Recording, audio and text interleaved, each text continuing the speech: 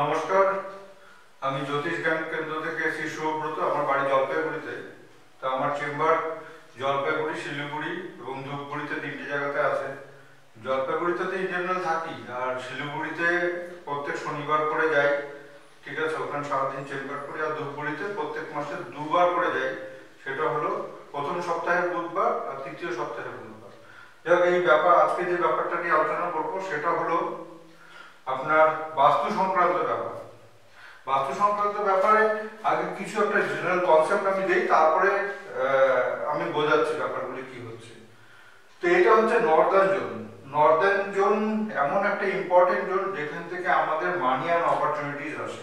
ঠিক আছে, কারো টাকা আটকে গেছে, হ্যাঁ, টাকা ঠিকঠাক ভাবে আসছে না, হ্যাঁ, কেউ কাজ করছে না তার পরিবর্তে টাকা আসছে না সেই কনসেপ্ট না, কিন্তু টাকা আটকে যাওয়ার কনসেপ্ট। কেউ বিজনেস করছে, বিজনেসের সাপেক্ষে তার ঠিকমতো টাকা রোলিং হচ্ছে না বা আসছে না, পাওয়া টাকা কোনোভাবে রিকভারি হচ্ছে না। তো আমাদেরকে নর্দার্ন জোন দেখতে হবে। তারপরে ইস্টার্ন জোন হচ্ছে আমাদের ক্লায়েন্ট আসছে না। এখানে বলা হচ্ছে সোশ্যাল অ্যান্ড সোসাইটি অ্যাসোসিয়েশন, মানে নেটওয়ার্ক, মানে জনসাধারণ, জনগণ, যার সাথে আমার ঠিকঠাকভাবে কমিউনিকেশন হচ্ছে না। সেটা হচ্ছে আমার যারা ব্যবসার সাথে যুক্ত, তাদের হচ্ছে এন্টায়ার মানে ক্লায়েন্ট বেস যারা কাজ করে তাদের জন্য, বা কাস্টমার বেস কাজ করে তাদের জন্য এই জোনটা খুব ইম্পর্টেন্ট। ঠিক আছে, তারপরে চলে আসবে সাউথ। সাউথকে বলা হচ্ছে নেম ফেম রেপুটেশন। যারা পলিটিক্যাল লিডার, যারা রাইটার, কিংবা যারা আমাদের মতো অ্যাস্ট্রোলজির কনসেপ্টের সাথে যুক্ত, তাদের প্রত্যেকেরই নেম ফেম রেপুটেশনের দরকার আছে। যারা ডাক্তার, উকিল এবং যারা সাপোজ একটা বড় ব্র্যান্ড নিয়ে কাজ করছে, কিংবা ফিল্ম ইন্ডাস্ট্রিতে যারা রয়েছে, তাদের প্রত্যেকেরই কিন্তু নেম ফেম রেপুটেশনের একটা ভীষণভাবে দরকার। তো সেটা হলো ওয়েস্ট সাইড। এখন তাছাড়া আর যে চারটা কর্নার আছে সেটা হলো, একটা হচ্ছে নর্থ ইস্ট। নর্থ ইস্ট থেকে আমরা বুঝি হলো ব্রেন ওয়াল। কারণ একটা বাস্তুর মধ্যে, এই যদি একটা বাস্তু হয়, এখানে হচ্ছে বাস্তুর মাথা থাকে, এখানে দুটো হাত থাকে, এখানে দুটো পা থাকে। ঠিক আছে, এটা হচ্ছে লোয়ার সাইড। তো এটা হচ্ছে ব্রেন।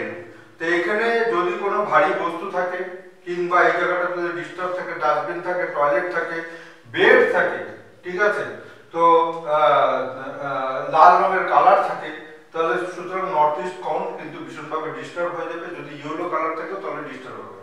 তাতে কি হবে, ব্রেন এবং মেন্টাল এবং আমাদের যে মানসিক যে সমস্যাগুলি তৈরি হয় নর্থ ইস্টের কর্নার থেকে হয়। ঠিক আছে, এটা ডি হবে, মাইন্ড। ঠিক আছে, তো প্লাস হচ্ছে সাউথ ইস্ট থেকে যেটা হয় সেটা হচ্ছে লিকুইড ক্যাশ।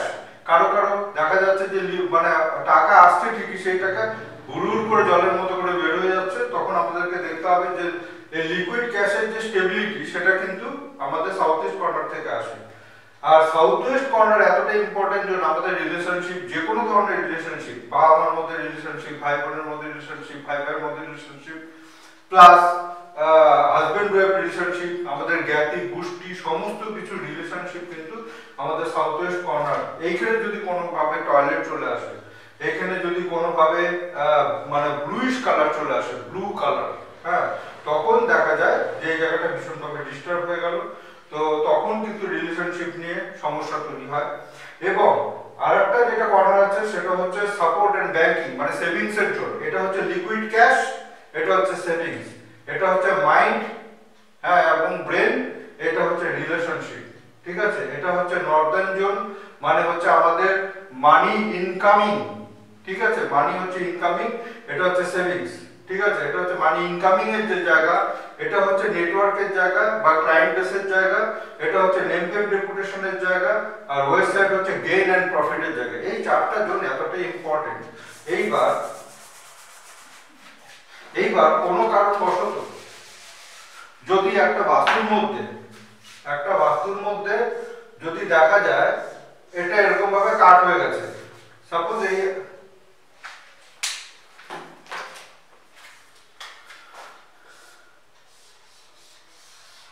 এই বাস্তুটার মধ্যে এরকম ভাবে কাট হয়ে গেছে, এটা নর্থ, এটা সাউথ, এটা ইস্ট, আর এটা ওয়েস্ট। ঠিক আছে, তাহলে কি হচ্ছে, এই জোনটা যদি কাট হয়ে যায় তাহলে ব্রেন রিলেটেড সমস্যা তৈরি হবে। এবং কোনো কারণবশত যদি এই দিকটাও কাট হয়ে যায়, সাপোজ এই দিকটাও কাট হয়ে যায়, তখন দেখা যাবে যে মানি ফ্লো রিলেটেড সমস্যা। কোনোভাবে যদি দেখা যায় এই দিকটা ডিস্টার্ব হয়ে গেছে, এই দিকটা হয়তো কাট হয়ে গেছে, তখন যে সমস্যাটা তৈরি হবে, রিলেশনশিপ নিয়ে সমস্যা। এবং কোনোভাবে যদি এই জায়গাটা ডিস্টার্ব হয়ে যায় বা এই জায়গাটা যদি কাটিং হয়ে যায়, মানে অনেকের বাস্তু থাকে না যে এরকম ভাবে হয়ে গেল একটা ম্যাটার, তো সুতরাং এই যে কাটিংগুলি, এই কাটিংগুলি কিন্তু ভীষণভাবে নেগেটিভ। ঠিক আছে, এটা এই জন্যই বাস্তুটা বুঝে স্কোয়ার ফরমেশনে নিয়ে এসে কাজ করতে হবে। এর পরের ভিডিওতে আমি দেখাবো যে একটা টেরা বাঁকা বাস্তু কিভাবে স্কোয়ার ফরমেশনে নিয়ে এসে কাজ করা সম্ভব। ঠিক আছে, থ্যাংক ইউ।